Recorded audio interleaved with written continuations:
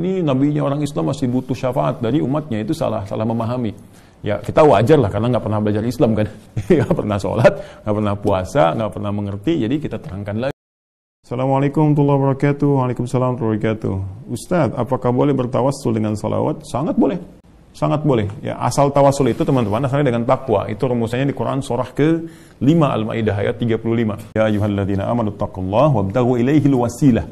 Ya ayyuhalladzina amanu, orang-orang yang beriman kepada Allah Subhanahu wa taala, ittaqullaha, tingkatkan takwamu kepada Allah, wabtaghu ilaihil wasilah, dan carilah dengan takwa itu sebagai wasilah. Wasilah di sini tawassul tawassalu itu mencari wasilah. Ya, untuk bisa membawa wasilah itu dalam rangka memohon kepada Allah supaya Allah cepat mengabulkan apa yang kita inginkan. Nah, ternyata kata Al-Quran wasilah terbaik itu dengan menggunakan takwa. Ya, takwa itu bisa apa? Macam-macam. Bisa ibadah ritual, itu bagian dari takwa. Ya, misalnya sholat itu kan, itu bagian dari takwa. Dalilnya apa? Al-Baqarah ayat 2-3. Dzalikal kitabu la raiba fihi hudalil muttaqin. Siapa muttaqin orang takwa ini? Ayat 3-nya. Alladzina yu'minuna bil ghaib wa yuqimunas shalah. Salat. Ya, makanya banyak orang bertawasul menggunakan salat. Tawasul di sini menjadi wasilah.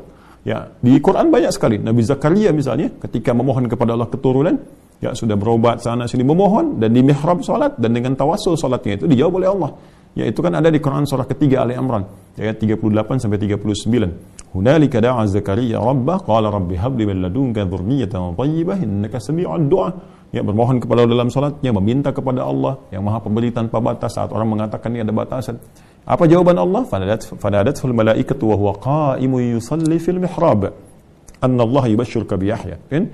Maka langsung dikirimkan malaikat menyampaikan kepadanya, Allah kasih kabar gembira, kamu akan punya anak. Namanya siapa? Yahya, gitu kan? Nah, jadi itu bisa menggunakan hal demikian. Bisa dengan ibadah-ibadah yang lain seperti misalnya puasa, karena puasa juga bagian dari ketakwaan. Ya, Al-Baqarah ayat 183, ya ayyuhalladzina amanu kutiba alaikumusiyam kama kutiba 'alal ladzina min qablikum la'allakum tattaqun. Ya. Jadi birrul walidain juga bisa. Ya, birrul walidain berbuat baik kepada kedua orang tua misalnya, bisa dengan infak, itu bagian dari takwa juga. Ya, bisa dengan amal-amal soleh. Jadi takwa itu wujudnya amal soleh yang dikerjakan dengan iman. Jadi ketika pekerjaan dilakukan dengan iman kepada Allah, maka berubah pekerjaan itu menjadi amal soleh.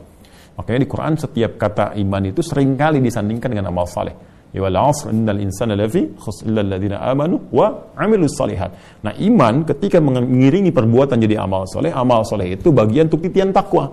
Makanya muaranya takwa. Jadi begitu takwa meningkat, maka takwa jadi cara tercepat kepada kita untuk memohon kepada Allah supaya dikabulkan. Makanya setiap kali kita beramal soleh, teman-teman sekalian, jangan lupakan untuk berdoa, karena itu cepat sekali. Cepat, termasuk kisahnya orang-orang yang viral di Al-Bukhari itu kan, yang terjebak di dalam gua itu, dan sulit mereka kemudian untuk keluar dari situ, ya setelah menggunakan banyak tenaga, maka mereka bertawasul kan dengan amal soleh masing-masing. Nah, di antara amal soleh itu ada yang dengan menggunakan lisan. Contohnya apa? Misalnya sholawat pada Nabi sallallahu alaihi wasallam. Hadisnya jelas. Man shalla alayya salatan wahidah sallallahu alaihi asyar salawat. Siapa yang bersolawat kepadaku, kata Nabi sallallahu alaihi wasallam, dengan 1 kali solawat, Allah akan balas dengan 10 kali. Ya, awas nih ya, hati-hati ada persepsi orang-orang salah yang ditebarkan oleh baik itu dari kalangan orientalis ataupun misionaris bahwa ini nabinya orang Islam masih butuh syafaat dari umatnya, itu salah memahami. Ya kita wajar lah karena nggak pernah belajar Islam kan, nggak pernah sholat, nggak pernah puasa, nggak pernah mengerti, jadi kita terangkan lagi dengan cara yang benar. Sholat yang dimaksudkan di sini adalah meminta dengan sholawat itu, memohon kepada Allah dengan keutamaan nabinya supaya kita dapat kemuliaan. Ya, jadi bukan mendoakan dalam konteks mendoakan Rasulullah sudah baik, sudah terjamin dan sebagainya. Justru kita memohon kepada Allah ya dengan membawa nama Rasulullah SAW melalui sholawat kepadanya.